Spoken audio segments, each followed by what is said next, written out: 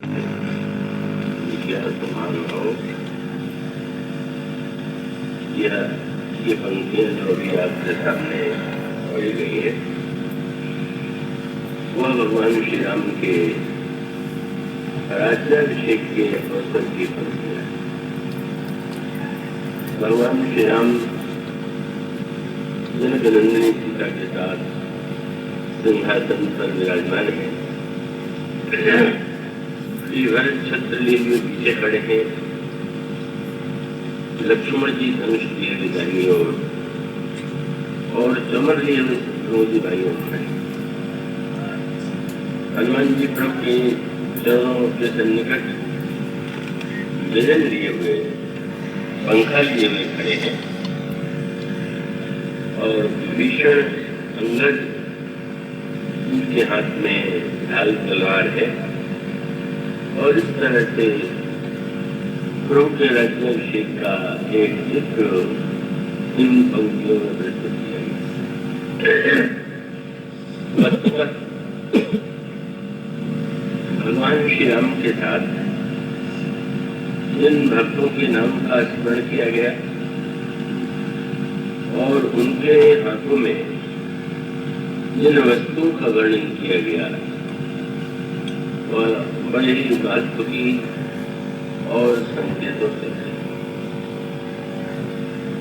ये जो भगवान श्री राम के चरित्र में एक समूह है,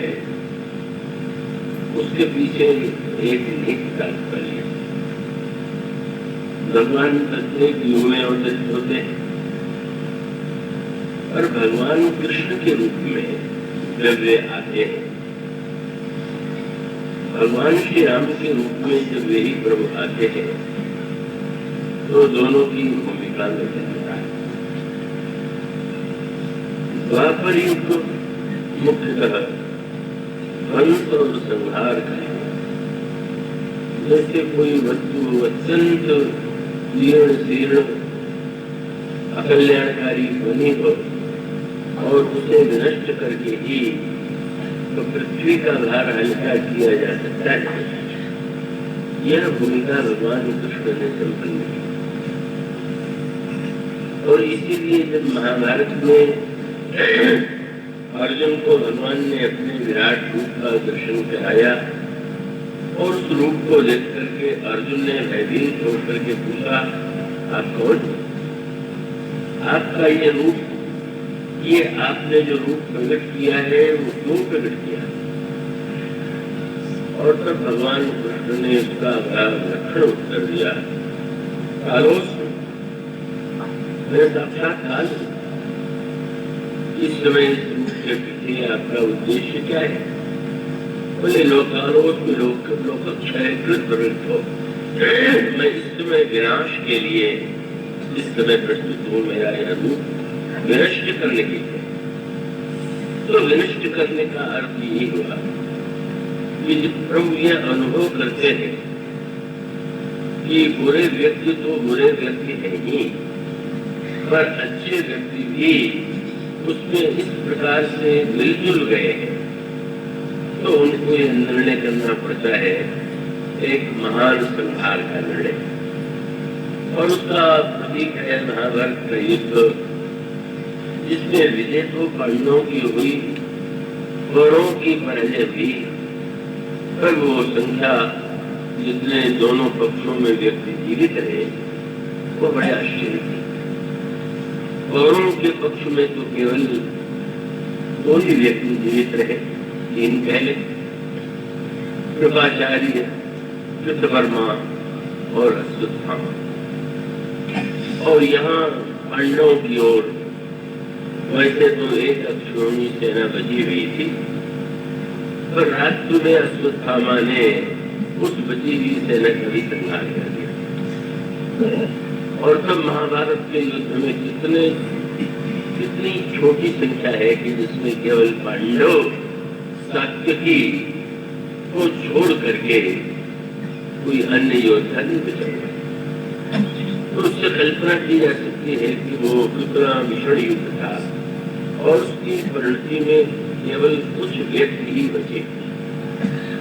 और भगवान श्याम सुंदर श्री कृष्ण जब अपने लीला का स्मरण करने के लिए प्रस्तुत होते हैं तो अपने समस्त जो द्वारिकावासी नीलवंशी है और उनके भी विनाश का संकल्प वे करते हैं।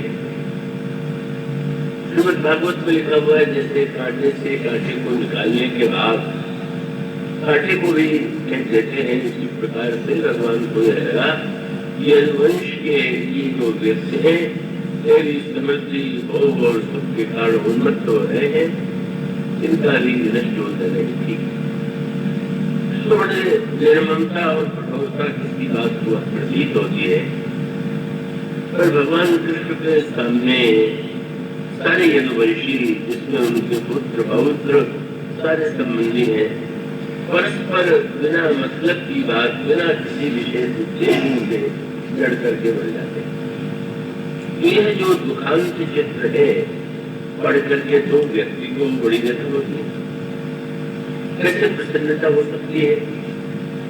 श्रीमद् भागवत की कथा में भी इसीलिए जितने आनंद और रस में दसम स्कंद की कथा कही जाती है, श्रोता आनंद लेते हैं। एकादश और द्वादश स्कंद में तो वो आनंद क्या हो तो भक्ता भी उसे कहना नहीं चाहते। तो उसके पीछे निहित तात्पर्य यह है कि भगवान कृष्ण की यह जो लीला है वह एक दूसरे पक्ष को प्रकट करती है। और उसका अभिप्राय यह है कि जीवन के साथ साथ मृत्यु भी तो सत्य है, सृजन के साथ संहार भी तो सत्य है। व्यक्ति को लगता है कि सृजन बहुत कल्याणकारी है, पालन बहुत अच्छा है, संहार बहुत दुखद है, किंतु एक बड़ा सुंदर वाक्य आया और उसमें जो शब्द है वो बड़ा साहित्यिक, और साहित्यिक ये है कि जब जनक नंदिनी सीता देवी पार्वती के मंदिर में जाकर के उनकी स्तुति करती है, तो उसको उनकी स्तुति करते हुए जो उन्होंने पंक्ति कही वो आपने पढ़ी, और उसमें जो एक साहित्यिक चमत्कार है उस पर ध्यान शायद बहुत कम लोगों का गया हो, लग गया हो। और वो ये है, वे कहती हैं जनक नंदिनी जय जय गिरिवर राज किशोरी, जय महेश मुख चंद्र चकोरी, हे गिरिराज हिमांचल की पुत्री आपकी जय, ये महेश मुख चंद्र की चकोरी आपकी जय, और हे स्वामी कार्तिक और गजानन श्री गणेश की माँ आपकी जय। और उसके बाद अगली जो पंक्ति है भव भव विभव पराभव भार, उसका अर्थ है आप ही सृजन भी करती हैं, आप ही पालन भी करती हैं और आप ही संहार भी करती हैं। लेकिन गोस्वामी जी ने शब्द बहुत सुन करके रखा।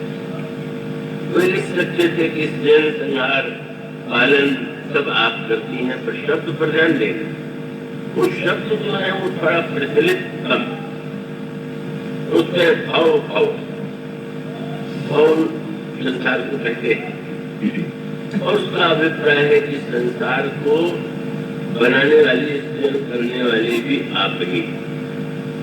अब ये भाव शब्द है जो है संसार के लिए भी प्रयुक्त होता है, भाव सागर जहाँ पार जो पावा, और भगवान शंकर भी भाव के रूप में उनकी संज्ञा है, जय जय महेश भावनी। इस तरह से भगवान शंकर के भाव जो है शंकर जी का नाम और संसार का भी नाम। तो यहाँ पर वे कहती हैं कि आप संसार का भाव भी आप ही करती हैं, विभव पालन के लिए विभव शब्द और संहार के लिए पराभव शब्द। तो इन तीनों शब्दों का प्रयोग इस रूप में क्यों? ये सृजन पालन संहार क्यों कह दिया गया? मनुष्य का अभिप्राय है कि जब हम उन्हें माँ खा करके पुकारते तो ये कहने में तो बड़ा अटपटा और संकोच लगता है कि आप संहार करने वाली भी है। पर अगर श्री किशोरी जी से कोई पूछे या भगवती भवानी पार्वती से कोई प्रश्न करे तो वो कहती है कि तीनों में अंतर क्या है? जो भवानी है भाव शंकर है और शब्द तुलसीदास जी ने वचना जिसमें तीनों में भाव है। भाव भाव विभव पराभव। मानो पार्वती जी कहती है कि सृजन पालन संहार सब में मुझे शिव ही दिखाई देते हैं और कोई कुछ दिखाई देता। कितना सुंदर शब्द यह मानो बताने की चेष्टा की है कि साधारण व्यक्ति को अंतर लगेगा और पार्वती जी को तो तीनों एक ही लगता है। तो वस्तुतः सृजन संहार और पालन हम लोगों को तो जीवन में भिन्न लगता है, अटपटा लगता है, लेकिन स्वयं ईश्वर के उनकी जो दृष्टि है अब वो व्यक्ति की दृष्टि से भले ही भिन्न हो, लेकिन हम जिस तरह से संघार से भयभीत होते हैं वो ईश्वर थोड़ी भयभीत होता है। और इसीलिए जब अर्जुन को युद्ध में चिंता हो गई, युद्ध में सारे बड़े योद्धा मारे जाएंगे, तो कितना समाज में अव्यवस्था और अनंत प्रकार के दोष दुर्गुण बच जाएंगे, तो भगवान कहते हैं कि इतनी चिंता की क्या बात? जब भगवान ये वाक्य कहे कि चिंता तुम क्या कर रहे हो? गोचरनंद सोचतम प्रज्ञावादाश्वास्य गदाशून नानुसंचन स्वचंती पंडिता। क्या ना समझो जैसी बात करते हो?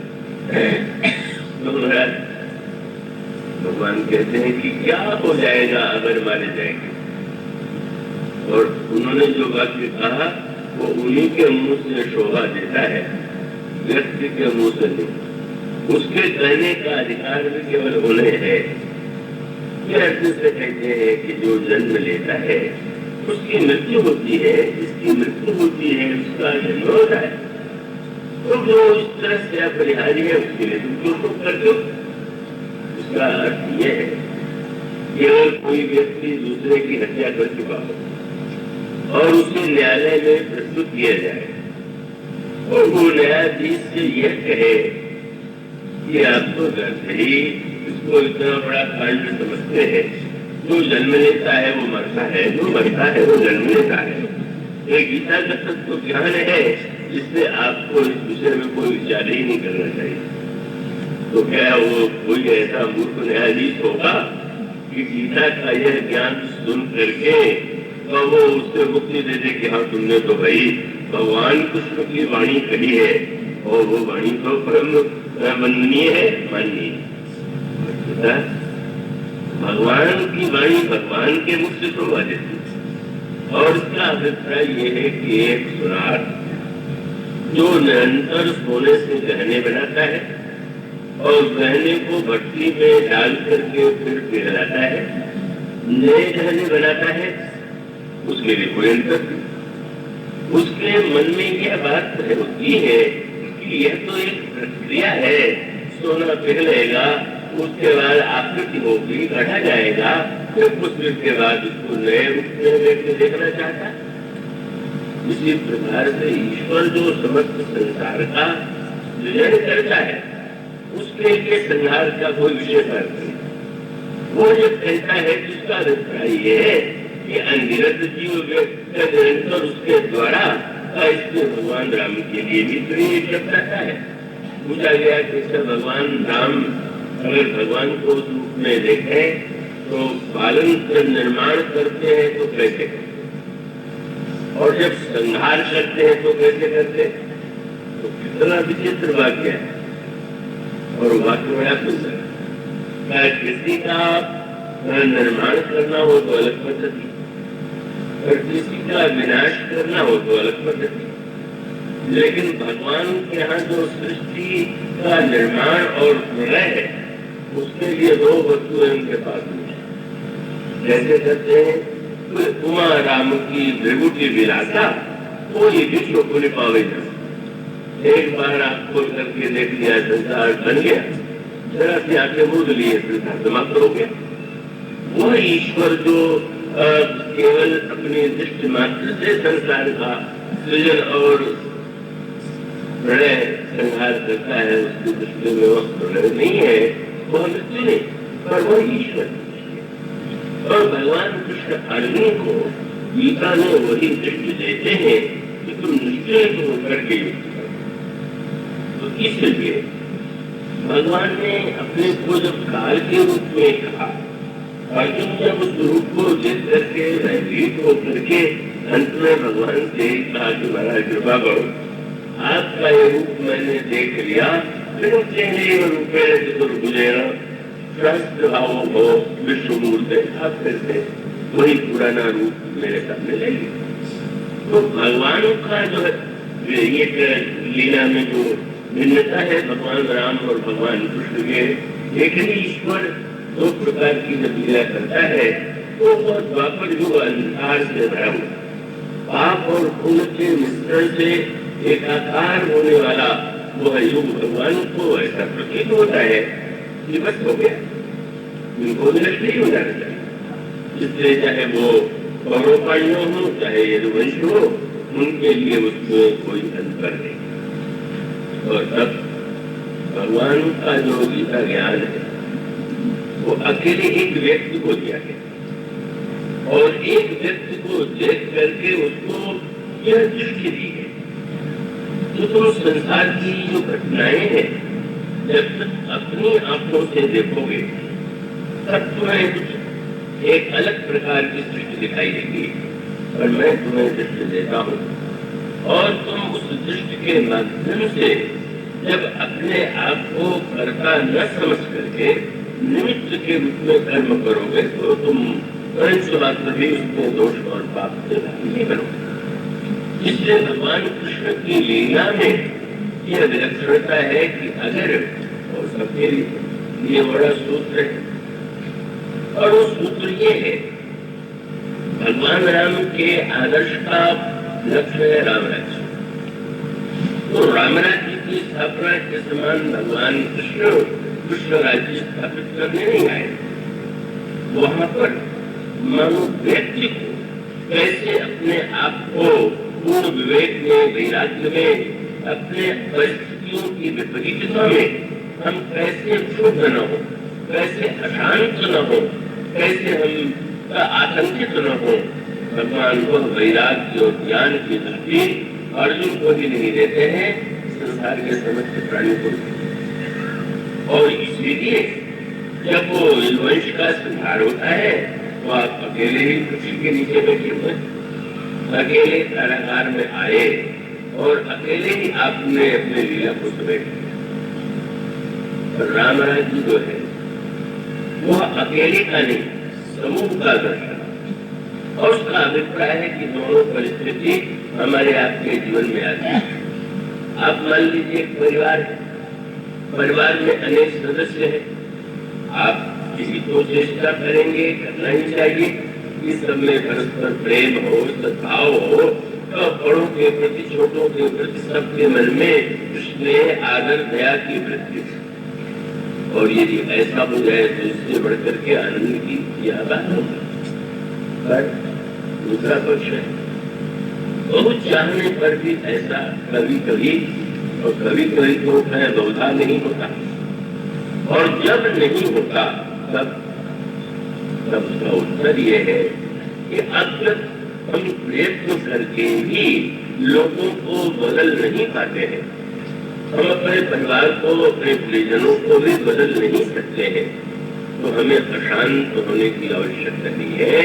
हमें अपने अंतःकरण में जो ईश्वर विराजमान है, वो आत्म तत्व है, और उसके एकत्व का अनुभव करते हुए शोक मोह से मुक्त हो जाना चाहिए, भय से मुक्त हो जाना चाहिए।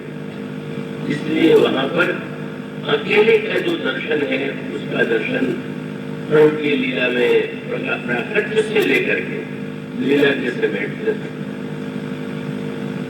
भगवान श्री राम का जो दर्शन है, जब सबको बदलना है, सारे समाज को बदलना है, तो फिर वो एक बहुत कठिन कार्य हो गया।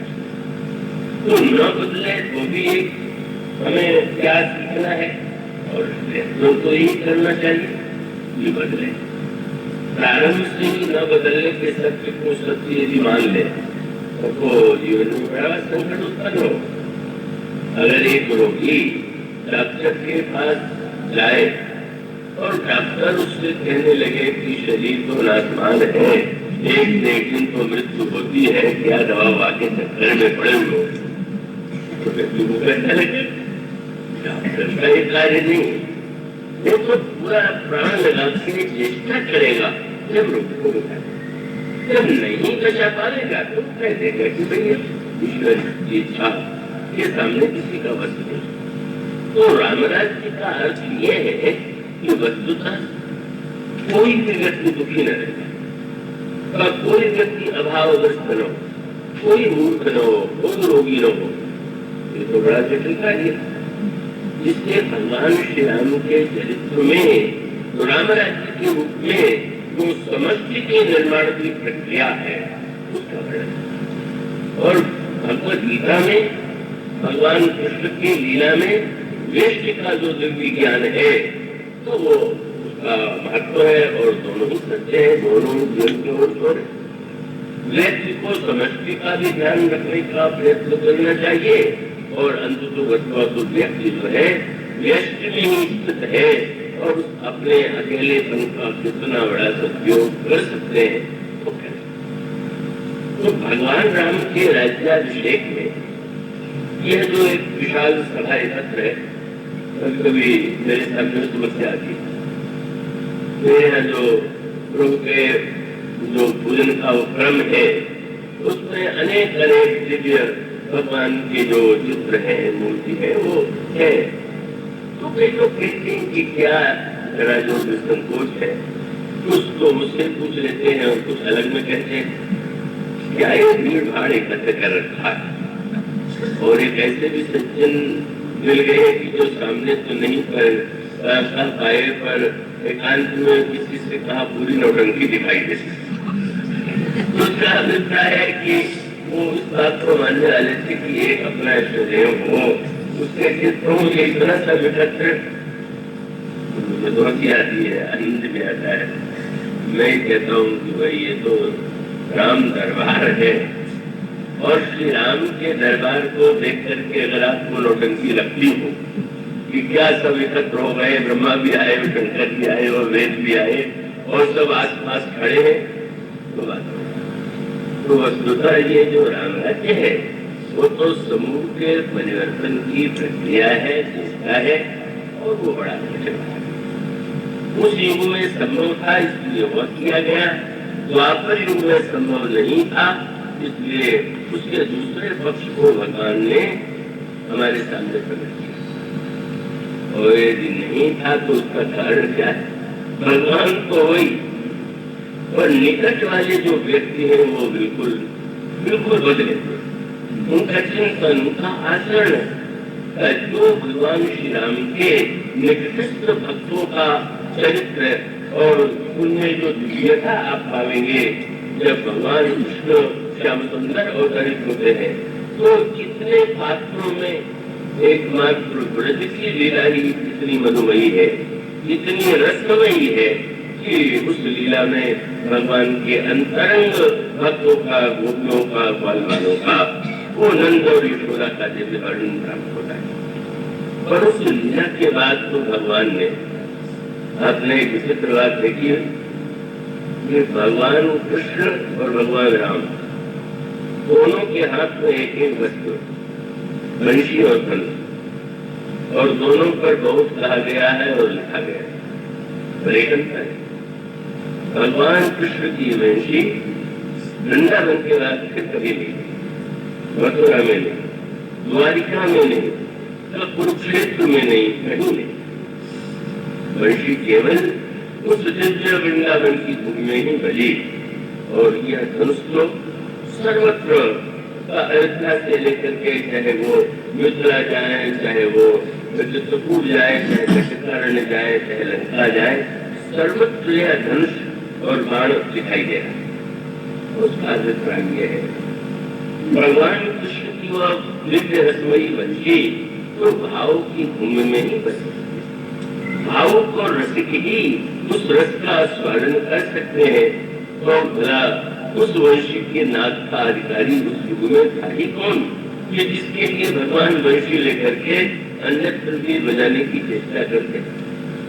उसके मूल का अभिप्राय यह है कि यह द्वापर युग जो है वो स्वयं विकृति का युग है।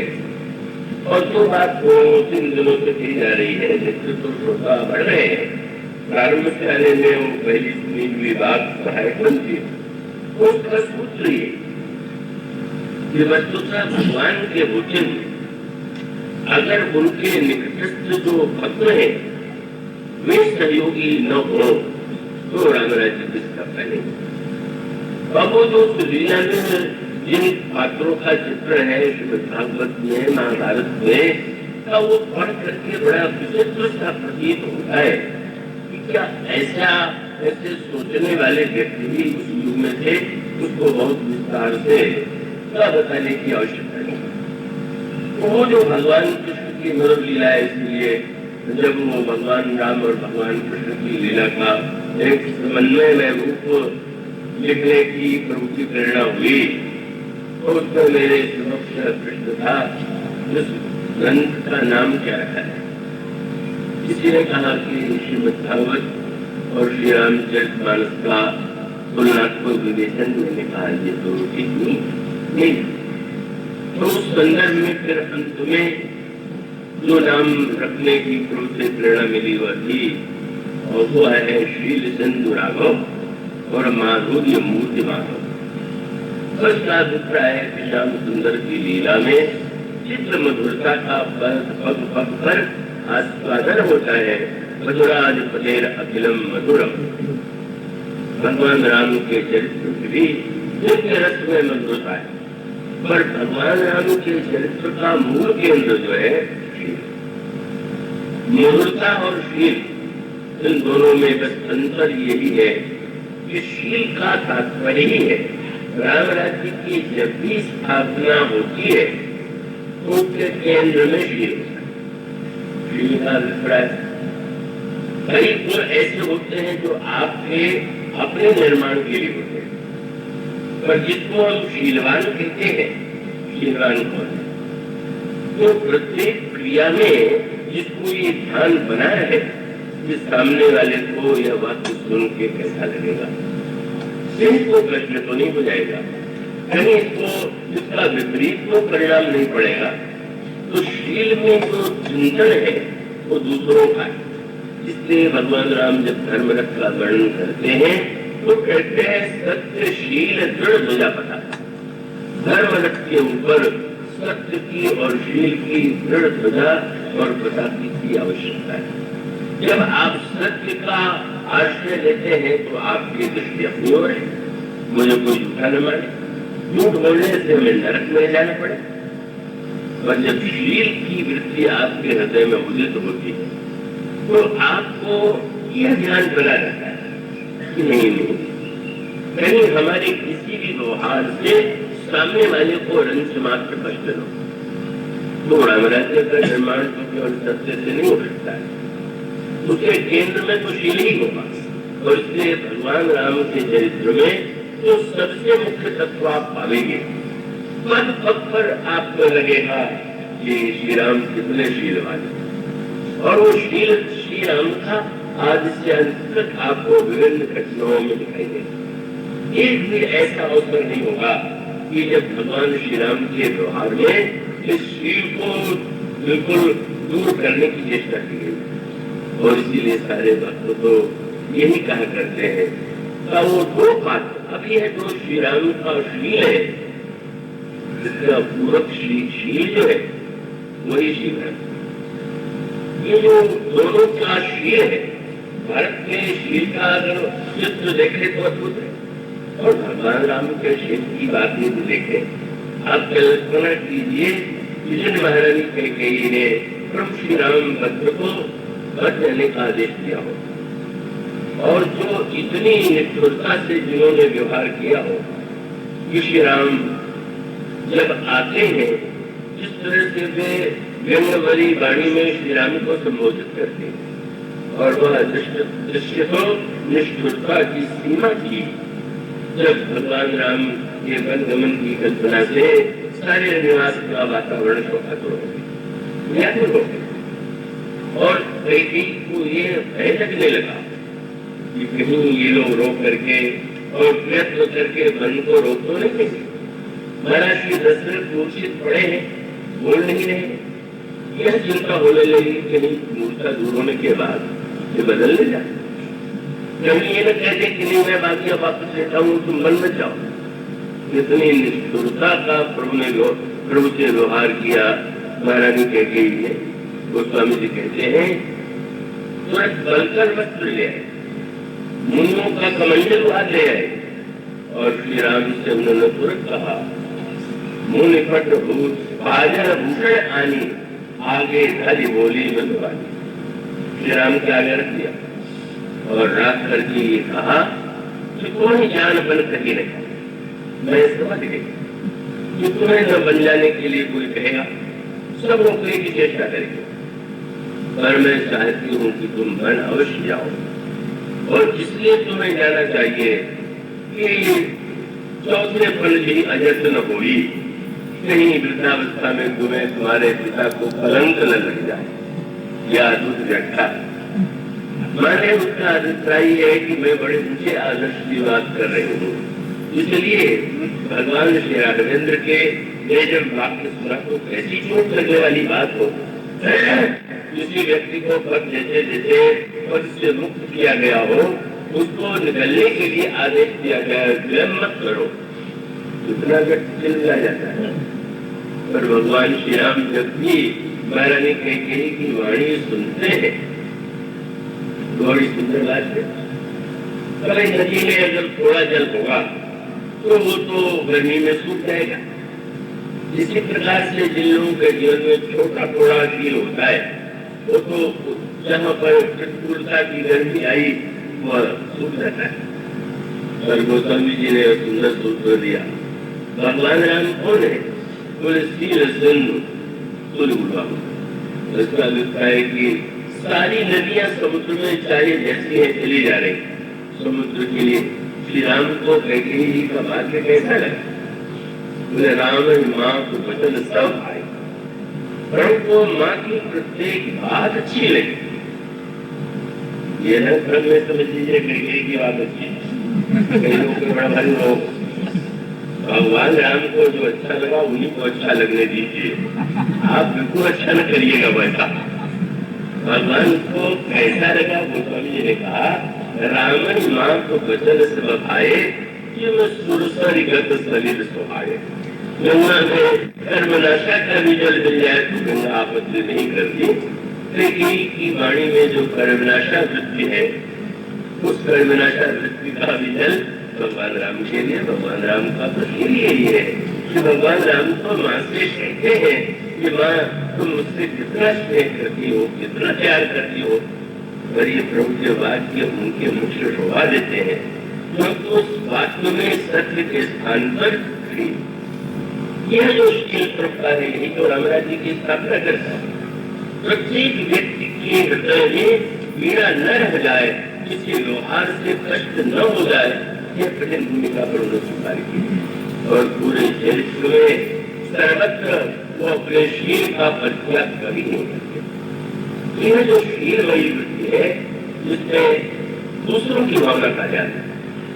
भगवान कृष्ण में सत्य की पराकाष्ठा और तो सत्य रूप है, पर उनका जो शील है वो शील को रामायण में श्री राम के शील का उत्तर श्री भरत का शील, और वो आनंद इतना अधिक दिव्य, इतना रसमय, और वो रसमय ही कि श्री भरत आए हुए हैं उनको लौटा करके अयोध्या ले जाने के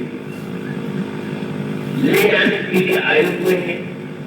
और सारे वातावरण में एक बड़ी विचित्र स्थिति, और वो स्थिति है कि रोकेंगे कि नहीं रोकेंगे।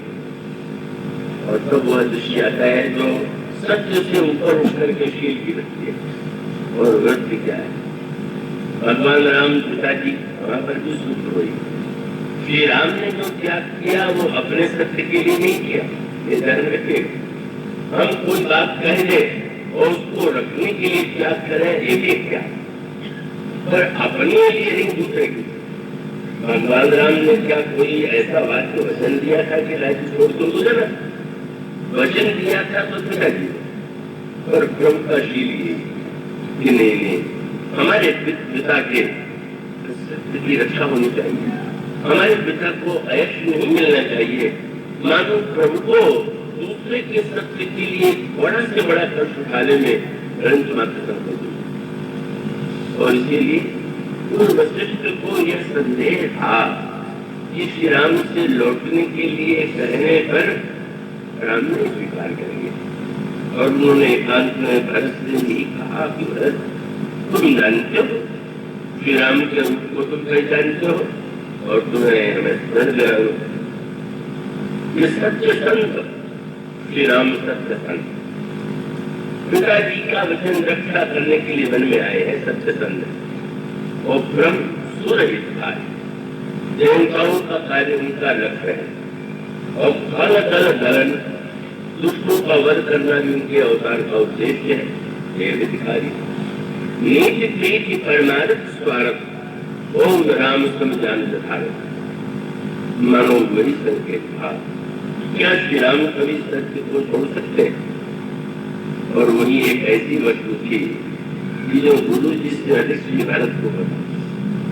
गुरु जी जिन गुणों को गिरा गए उस गुण को नहीं गिरा पाए जो श्री राम के चरित्र का खेल है। गुरु जी ने स्पष्ट कह दिया कि सूर्य जुआरी आपन गाऊ, जब जुए का खेल होता है तो प्रत्येक जुआरी अपनी ओर से अहित बोलता है, दाव होता है। तो इसमें तो धर्म और प्रेम का जुआ है। तुम सत्य और मर्यादा के लिए बन में आए हुए हो। और भरत जो है प्रेम कृष्ण के घर लौटाने के लिए आए हुए हैं। दोनों पक्ष अपना अपना है। और उनका संकेत यही था कि भरत अपना दाव और तुम अपने दाव की रक्षा करो। प्रभु ने श्री भरत की ओर देखा। भरत, गुरुदेव ने आज्ञा दी है कि मैं तुमसे पूछूं, तुम बताओ मैं क्या चाहते हैं? श्री भरत जी ने पहला वाक्य यही, कहब मोर मुनिनाथ निवाहा, यही अधिक कहब में कहा।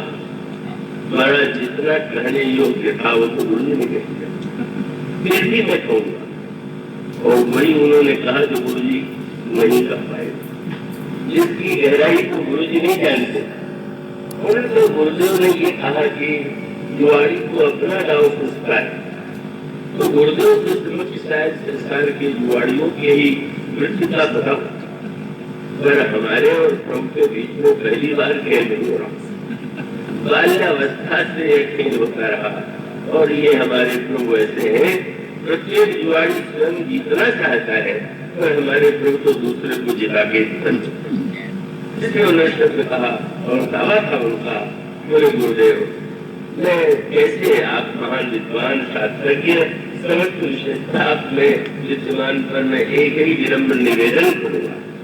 एक वक्त मैं निश्चित जानता हूँ और उसमें से कोई नहीं जानता। कौन सा? पर मैं जानू निज नाथ स्वभाव, मैं अपने प्रभु का स्वभाव जानता। क्या है स्वभाव? अपराधी को दंड देना ही जाए, पर श्री भरत का इनका स्वभाव तो दूसरा है। अपराधियों पर कोहन का, अपराधी पर जिनको कोहन नहीं आता। और कोई मैंने एक दिन नहीं शिशु बन थे बाल्यावस्था में कभी भी प्रभु के श्री चरणों से अलग नहीं हुआ, पर प्रभु को निरंतर एक ही ध्यान बना रखा कि भरत के मन को कष्ट न हो जाए, भरत प्रसन्न रहे। और आत्मशक्ति यही कहा कि शिशुपन से परिहरो न संगो कबहु न कीन मोर मन भंग। कभी उन्होंने एक बार भी एक शब्द, एक क्रिया ऐसी नहीं की कि जिससे मुझे कष्ट हो जाए। और इसलिए मैं प्रीति रीति, मैं प्रभु कृपा रीति ये जो ही हारे खेल जितावनी हो, मैं निरंतर मुझे ही जिताते रहे। संसार के जुआड़ी स्वयं जीतने के लिए व्यग्र है, पर हमारे प्रभु तो निरंतर मुझे ही जिताते रहे। अपने की अपनी विजय की प्रसन्नता अलग बात है, पर जहाँ भरत जैसे प्रेमी को प्रभु जिता करके आनंदित होते हैं, जब खेल होता है, प्रभु हारने लग जाते हैं, तो उस समय गोस्वामी ने किताब रामायण में कहा, एक कहे भैया राम जी की, एक कहे भैया भरत जय। तो यह सुनी हर्षित जय रामजू दीनर बहुत की जानत है। तो प्रभु ने प्रसन्न होकर कहा, भारत के विजय के लिए उपलक्ष में दान दिया जाए। किसी ने पूछा, प्रभु भारत के विजय के लिए? प्रभु ने कहा, मेरे छोटे भाई के लिए विजय को आपकी सारथी में देखते हैं। प्रभु प्रसन्न है। प्रभु ने लक्ष्मण जी की ओर देखा मुस्कुरा करके, लक्ष्मण तुम्हारा तो हट है कि जब तुम खेलोगे तो मेरे ख्याल से खेलोगे, और तुमने देख लिया कि मेरे खेल साथ खेलने पर तो जीवन में तुम कभी जीत पाओगे। अवसर हो तो तुम दूसरी ओर से भी तो खेल लिया करो। लक्ष्मण जी ने कहा, नहीं महाराज, जीत हार मैं सदा आपके साथ। और श्री भरत की विजय से तुम्हें कैसा लगता है? हंस करके लक्ष्मण जी ने कहा, भरत जीते तो भी है, जिताए गए। जिता दिया इसलिए कि आपका श्री है। तो ये लड़ाई तो आपके स्वभाव और भाव में, प्रभाव ये हार न है, और स्वभाव जो है दूसरे को जिताना है। आपका प्रभाव हार गया, आपका स्वभाव जीत गया, मेरे लिए तो दोनों में ही आनंद है। वह जो शील की वृत्ति है, इसी के द्वारा रामराज जी का और ये केवट से भी बात करेंगे तो आप देखेंगे, हम लोग तो किसी से रुष्ट हो जाए, कह देते जाओ जाओ, तुम्हारे बिना हमारा काम थोड़ी रुकेगा, हम सब कुछ कर लेंगे, तुम्हारे तुम हो क्या? और वह केवट भगवान से कहता है, मैं पार नहीं नाव नहीं ले आऊंगा जब तक अपने मुझ से नहीं कहेंगे कि मेरा चरण धो, तब तक धोऊंगा भी नहीं। पर बात यह है कि जनक नंदिनी सीता और लक्ष्मण जी थोड़ा चकित हो गए। ऐसे तो कोई प्रभु से बोलते नहीं, इस तरह से वाणी कहना, लेकिन आश्चर्य हुआ। हम लोग तो मतलब कह देते हैं तुम्हारी तरह काम कर जाएगा, हम सब कुछ कर लेंगे। प्रभु तो सब कुछ कर सकते, प्रभु चाहते तो अपना विराट रूप प्रकट कर देते, गंगा पार कर जाते, संकल्प कर लेते, गंगा सूख जाती, कोई समस्या नहीं। पर कितना इतने आनंदित हुए, इतने प्रसन्न हुए कि जब उन्होंने देखा कि सीता जी या लक्ष्मण को हंसी नहीं आ रही है, तो देखो ना भाई, कितनी बढ़िया नई बात सुनने को मिली। सुन केवट के बैल प्रेम लपेटे अटपटे और गृहस्थी करुणा ऐन चितय जानकी लखन। और उसके बाद क्या शब्द बोलते हैं, यह कौन बोल रहा है? ये श्री राम केवल समाज में सबसे नीचे, पर भगवान राम ये कहते हैं कि अच्छा भाई, सुन कृपालु बोले मुस्काई, सोई कर जेही तब नावल जाए, मेरी आन जल पाए पखाऊ, हो तो विलंब उतारे भागू। जो ऐसा बोल सकता है वो रामराज बना सकता है, जिसके लिए साधारण से साधारण व्यक्ति साधारण है। वो प्रत्येक व्यक्ति से कहता है कि तुम्हारे बिना मेरा काम नहीं करेगा, ये बड़े बल में रावण मारो, क्योंकि तो रावण मैंने खुद मार डाला, ये तो तुमने नहीं, तुम्हारे बल से रावण मारा।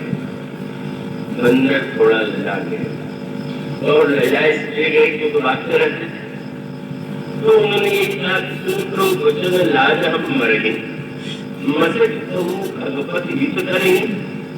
और भगवान श्री राम उसको उनकी शील की वृद्धि क्या है, दूसरे के वाणी में सर्वदा कमी निकाल लेना, दूसरे के चरित्र में व्यवहार में कमी निकाल लेना और सत्य के नाम पर निकाल लेना, तो बहुत से लोग करते।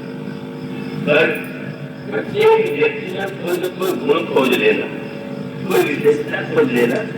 बंदर भागते हैं तो भगवान राम जी कहते हैं कि आप लोग डर के मारे खुद भागते, पहले आप लड़ते थे, युद्ध करते थे, और जब लड़ते लड़ते राक्षस थकने को होते थे तो आप ये चाहते थे कि विजय का श्रेय मुझे मिले, इसलिए आप पीछे हट जाते थे कि मैं लड़ करके यश प्राप्त करूं, वो तो आपकी कृपा और स्नेह था, कायरता नहीं। जो ऐसी व्याख्या कर सकता है वही तो शील सिंधु होगा। और आनंद कब आया? महाभारत काल में दुतारी उत्तर मारे गए, बंदर और राक्षस दोनों मारे गए, और दोनों के मारे जाने से राजा इंद्र ने आकर के मैं क्या सेवा करूं? शील की वृत्ति यही है। श्याम सुंदर के रूप में तो इंद्र की पूजा बंद कर दी गई, उसके अभिमान को नष्ट करने के लिए। और यह इंद्र ने आकर के कहा मैं क्या सेवा करूं? ये नहीं कहा तो तुम क्या करोगे? मैं तो उन्होंने कहा ममन चलाग तजे इन प्राणा सकल दियाऊ सुरेश सुजाना। इंद्र तुम तो बड़े सुजान, अरे सुजान जी कैसे सुजान थे उसकी सारी गाथा रामायण में बनी। तुम तो बड़े सुजान हो। ये युद्ध में राक्षस और बंदर मारे गए हैं, लड़ करके मारे गए। मैं चाहता हूँ युद्ध में मारे गए हैं वे सब जीवित हो जाए। इंद्र ने अमृत की वर्षा किया। तो पार्वती जी ने कहा क्या श्री राम की युद्ध नहीं कर सकते थे? शंकर जी ने हंस करके कहा प्रभु सकल त्रिभुवन मार दिया, उनके लिए जलाना और मारना तो खेल है। तो इंद्र से क्यों कहा? और केवल शक्र दीन पड़ा, दूसरों को बड़ा बनाना, अपने को बड़ा बनाना राम राज्य बिल्कुल नहीं। दूसरों को राम राज्य तब बनेगा जब हमारा ये अमृत हो कि हम दूसरों को बड़ा बनाएंगे। इंद्र को अवसर दे जाए। इंद्र की आलोचना हो रही है, जिससे भगवान राम सुजान की उपाधि देते हैं और शंकर जी कहते हैं इंद्र को बड़प्पन दे देते। इंद्र ने वर्षा की, अमृत की, सारे बंदर जीवित हो गए और राक्षस वो भी तो मरे पड़े थे। अमृत की वर्षा, कोई अमृत की बूंद जो है बंदरों के मुंह में डाली गई हो, राक्षसों में न गई हो, ऐसा नहीं हो तो मर रहा। किसी ने पूछ दिया ऐसा बहुत बढ़िया, वो बुरे लोग मरे रहते और अच्छे रहते जीवित रह गए। और भगवान राम जब पता चला कि जो राक्षस मरे हैं वो गए कहाँ, तो चला कि भगवान ने इनको अपने धाम में भेज दिया। अपने धाम में भेज दिया।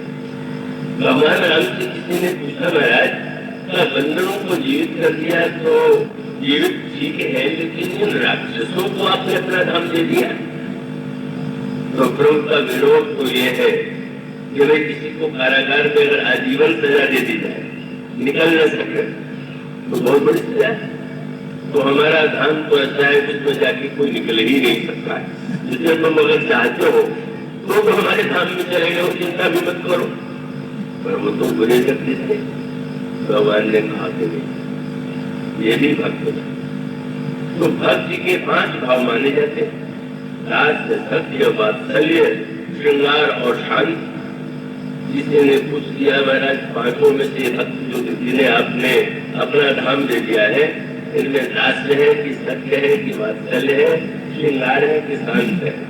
भगवान ने कहने इन्हें 6वां भाव और उनका बोले वैर भाव सुमेरे मनुष्य। ये जो है वैर भाव से मेरी याद करते रहते। महाराज वैर भाव है, भाव है, वैर भी कोई भाव है? भगवान ने कहा किसी ने किसी भी शास्त्र में वैर को भाव नहीं बताया गया। प्रभु ने कहा तो मेरे कृपा शास्त्र में अन्यत्र पढ़ने को नहीं मिलेगा। यही है श्री राम का वकील सिंधुत्व, कि जिसमें सबके कल्याण की ही प्रवृत्ति विद्यमान है, उसका दर्शन होता है। इसलिए पर वो वृत्ति सार्थक कब होगी? महत्व की बात है। भगवान राम का शील और भगवान कृष्ण का शील, वो तो शील का भी महानतम। जब भीष्म ने प्रतिज्ञा किया कि अगर मैं कल भगवान श्री कृष्ण से शस्त्र न पकड़वा दूं तो मैं शांतनु का पुत्र नहीं, गंगा का पुत्र नहीं, तो राजाओं गंगा जननी को संतुष्ट न कहा। भगवान ने प्रतिज्ञा किया था शस्त्र नहीं खाऊंगा, युद्ध करने का उठवा दूंगा। और दूसरे दिन लोगों ने देखा कि सचमुच कोई शस्त्र नहीं तो रस्ता बढ़िया लेकर के चले जा रहे। ये समझ गए। भगवान कितने शीलवान, शील की कितनी पराकाष्ठा है। भगवान ने क्या सत्य छोड़ दिया क्या? शील माने श्यामसुंदर ने सोचा ये दो सत्य है, एक विश्व का सत्य और एक मेरा सत्य। मैंने कहा है कि मैं सत्य निभाऊं, विश्व ने कहा शत्रु फल, मैं अपना सत्य बचाऊं कि विश्व। और यही उनका शील था। बोले कोई बात, विश्व का सत्य बच जाए, विश्व की महिमा बढ़े, भले ही कुछ लोग मुझे असत्यवादी माने। ये श्री कृष्ण के शील की दिव्यता पर कष्ट। लेकिन उनके सामने भीष्म है, उन्होंने अपने सत्य की रक्षा के लिए भगवान को सत्य पकड़ा करके आनंद का अनुभव किया। पर चित्रकूट में श्री राम के सामने विश्व नहीं है भरत, और विश्व भरत का जो अंतर स्पष्ट है। विश्व ने कहा मैं अर्थ पकड़ा करके लिखा दूंगा, और यहाँ भगवान राम ने कहा भरत एक स्पष्ट कह दिया, मैं सत्य को बड़ी महिमा की वस्तु मानता हूँ। राघव राव सत्य मोहि त्यागी तम परिहरे प्रेम बन लागा। इतने बड़े पिताजी सत्यवादी थे, सत्य के लिए उन्होंने भी मुझे भी छोड़ दिया और मुझसे इतना स्नेह करते, इतना प्रेम करते कि मेरे विरोध में प्राण दे दिया। ऐसे पिताजी का वचन मिटाना कितने शोक का कारण हो सकता है, अगर तुम कल्पना कर सकते। फिर भी से अधिक तुम्हार सको, उन पिताजी की अपेक्षा भी मुझे तुम्हारा संकोच और अधिक। और मैंने एक निर्णय कर लिया कि भरत कहे तो किया भलाई, जो भरत कहेंगे वही नहीं कर। सारी सभा अयोध्यावासी आनंद में मग्न हो गए। प्रभु सत्यवादी है, कह रहे हैं कि भरत तुम जो कुछ कहोगे मैं करूंगा। और भरत प्रभु के सामने भीष्म नहीं थे भरत, और तब श्री भरत का यह उत्तर नहीं था कि आप लौट चलिए। श्री भरत जी ने यही कहा कि देवी प्रभु प्रसन्न मन हो, करुणा सागर प्रभु जैसे आप प्रसन्न हो, आपको जैसा उचित लगे, तो देव तीन सब मोहि अभारू मोरे दिल की नजर विचारू। मैं क्या विचार करूं? मानो अनोखा वह संवाद है, वह संवाद श्री राम और भगवान कृष्ण भीष्म का नहीं, भगवान राम और श्री भरत का है। भरत जी कह देते हैं प्रभु आप जो कहते हैं कि तुम्हारा संकोच सबसे अधिक है, वह सेवक का सेवक कहलाने योग्य है कि स्वामी को संकोच में डाल करके अपनी बात बनवाना चाहे। नो सेवक साहिब होगी सो नो निर्णय से चाहे मानो शील का उत्तर शील, एक तो श्री राम का शील वे कहते हैं तुम जो कहो मैं करूंगा, और दूसरी ओर भरत का शील नहीं नहीं तो आप जो कहेंगे वो मैं करूंगा। मानो नया एक दर्शन। और तब देवता जिस श्री प्रभु ने कहा भरत तुम जो कुछ कहोगे मैं करूंगा, देवता तो स्वर्ग में मूर्छित होने लगे। देखो आए हैं लौटाने के लिए, कह देंगे चले जाएंगे, क्या होगा, लंका का युद्ध कैसे होगा, रावण कैसे मारा जाएगा। और जब ये अनोखा निर्णय हुआ तो देवता सोचने लगे अब किसी विजय का नारा लगावे। दो व्यक्तियों को जीता है उसकी विजय का नारा लगा जाता है। पर यहाँ तो अनोखा संवाद हुआ, तो उन्होंने जो नारा लगाया उसका बढ़िया। सारे देवता आकाश से नारा लगाते हैं। क्या उन्होंने यही कहा, धन्य भरत जय राम दुखाई, धन्य है भरत जय हो राम बोले दिया।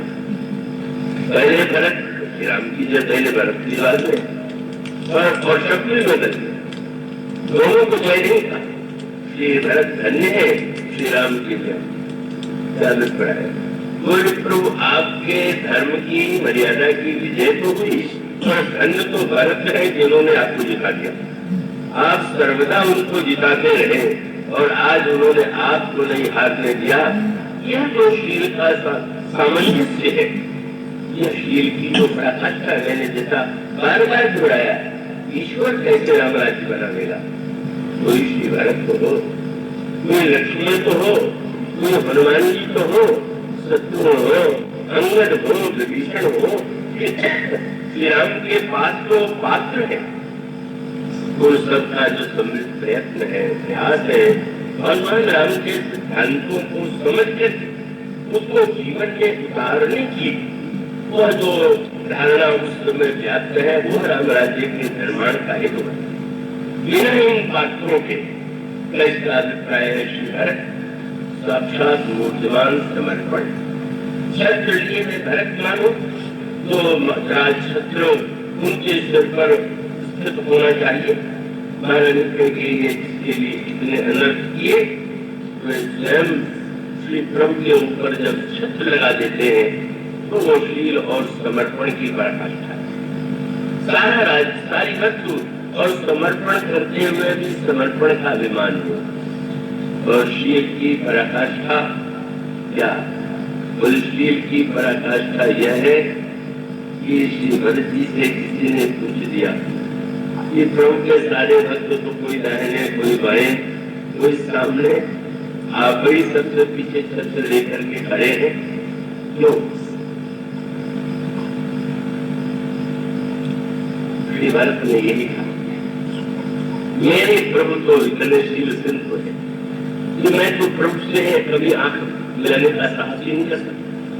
मुझमें इतनी कमी, इतनी दोष है।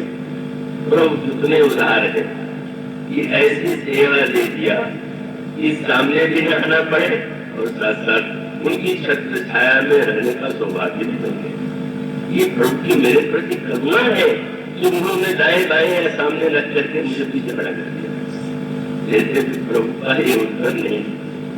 प्रभु से किसी ने पूछ दिया, आपने भरत जी को पीछे को कर दिया। प्रभु ने कहा कि जिससे हारते हैं उसको पीठ दिखा देते हैं, तो मैं भरत से हारते ही रहा हूं, इसलिए मैंने पीठ दिखा दिया। तो मानो यह जो सूत्र है श्री भरत का समर्पण, लक्ष्मण के हाथ में जो धनुष है, शत्रुघ्न के हाथ में जो चवर है और हनुमान जी के हाथ में जो पंखा है। मैं बताऊं, आज हनुमान जयंती एक रीत से मानी जाती है। सोचा था हनुमान जी पर बोलेंगे, लेकिन वो तो बोलवाने वाला तो दूसरा है। वो जो बोलवाना चाहता था उसने उधर बोल दिया। और उसका सूत्र ये वस्तु चमर का क्या है? शत्रुओं के हाथ में जो चमर है उसका क्या संकेत? और जब गोस्वामी जी कहते हैं लक्ष्मण जी के हाथ में धनुष है, उसका क्या संकेत? और हनुमान जी महाराज का इतना स्मरण तो कर ही ले। हनुमान जी के हाथ में भजन पंखा, और इसमें कितना बड़ा सूत्र है। हनुमान जी पवन पुत्र है और पवन पुत्र हनुमान पवन का दूर। एक तो हवा जब धीरे धीरे बहती है, धीरे धीरे बहती है तो मनुष्य को बड़ा सुख मिलता है, दिशा मिलता है, वायु धीरे बहती। और दूसरे जब हवा अपनी बाल की प्रगति से तूफान की तरह अंधड़ लेकर के आती है तो जितना भय लगता है। हवा पवन का एक पक्ष है, इसलिए पवन के अनेक नामों में से एक नाम प्रभंजन है। सबको तोड़ करके जो रख ले वो प्रभंजन है। इसलिए हनुमान जी का नाम कहीं प्रभंजन है, कहीं कोमल पुत्र है। दूसरी राशि को हनुमान जी के अनेक नामों में से दो नाम अत्यंत प्रिय, हनुमान और पवन पुत्र। वंदना करते हैं तो भी आप पढ़ते हैं महावीर हनुमाना राम जागृत आप बहाना। और दूसरे जो है उसी दो, उसके बाद जो है कहते हैं प्रणव पवन कुमार। दोनों में हनुमान जी की भूमिका। हनुमान का अभिप्राय है जिनके अनु पर, छुट्टी पर, जैसे उसको अनेक रूपों में संस्कृत में हनुमान का अनुछुट्टी को कहते हैं। इंद्र ने वज्र का प्रहार किया श्री पवन पुत्र पर, उनकी छुट्टी पर वो वज्र लगा तो वो खूब होकर गिर पड़ा। जितना दृढ़ है हनुमान हनुमान का अर्थ है तो समस्त विघ्नों को नष्ट कर देता है, बड़े से बड़े आघात को जो दे देते हैं। यह उनका एक नाम है हनुमान और दूसरा नाम है पवन पुत्र। उसका अर्थ है कि पवन ही तो प्राण है। वायु भी तो प्राण है, जो प्राण वायु के रूप में पंच प्राण रामायण के जो है उनको जीवित करते हैं, और हनुमान के रूप में जो सबको विपत्तियों से बचाते हैं। जिसमें पिताजी की खोज में बंदर चले, अंगद सबसे आगे, हनुमान जी सबसे पीछे। लेकिन जब गुफा सामने मिली, जल के मारे प्यासे बंदर जब हराए हुए थे, हनुमान जी ने संकेत किया इस गुफा में जल अवश्य होगा, तो जल के पक्षी जा रहे, इसलिए जल होगा। और जब हनुमान जी ने अनुरोध किया कि आप आगे सारे बंदरों का नेतृत्व करें, हनुमान जी जब यात्रा के लिए चले थे तो गोस्वामी जी ने लिखा बासे पवन पर, पवन के पुत्र हनुमान जी सबसे पीछे थे। और जब गुफा में घुसने का अवसर आया तो अंगद ने कहा मैं आगे नहीं चलूंगा। क्यों? बोले मेरे परिवार का तो सर्वनाश गुफा ने किया। वो मायावी के झगड़े में हमारे पिताजी गुफा में क्या गए, अनर्थ हो गया, पता नहीं गुफा में क्या हो, मैं नहीं जाऊंगा। तो सारे बंदरों ने कहा हनुमान जी आप आगे गए, हनुमान गए। तो अरे जो वज्र को ठोकने में दे सकता है, आगे कुछ होगा तो आप झेल लीजिएगा, हम तो पीछे सुरक्षित रहेंगे। और जब बंदर चलने लगे तो कृष्ण ने कहा हनुमान नहीं, पाछे पवन चले। तो पूरे यात्रा में चल रहे थे, वायु अगर सामने से आवे तो आपकी गति कम हो जाए, और वायु अगर पीछे से आवे तो आप बहुत तेज चल पाएंगे। बोले पीछे रह करके भी जो आगे लोगों को बढ़ा रहे और आगे रह करके जो सारे विघ्नों से बचा रहे हैं, वो हनुमान भी है और कौन सुध भी है, और उनके हाथ में पंखा। और क्यों वही न तो मंद वायु पर हमारा बस, कब चलेगी कब नहीं चलेगी धीरे परिचार नहीं, और न तो प्रबंधन तूफान पर हमारा बस। तब मानो विशेषता पंखे की क्या, पंखा माने चाहे जब जितना चलाइए, आपके हाथ का पंखा आप धीरे चला रहे तेजी से चलावे।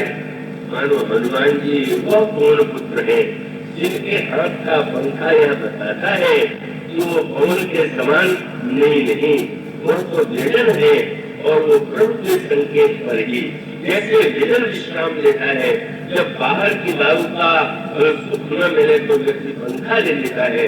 हनुमान जी का प्रत्येक क्रियाकलाप मानो प्रभु के संकेत पर वो नियंत्रित है।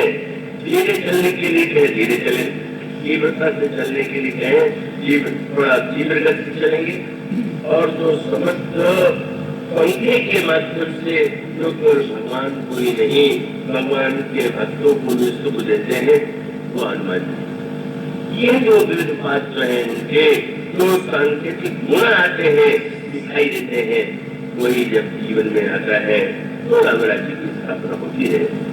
बोलिए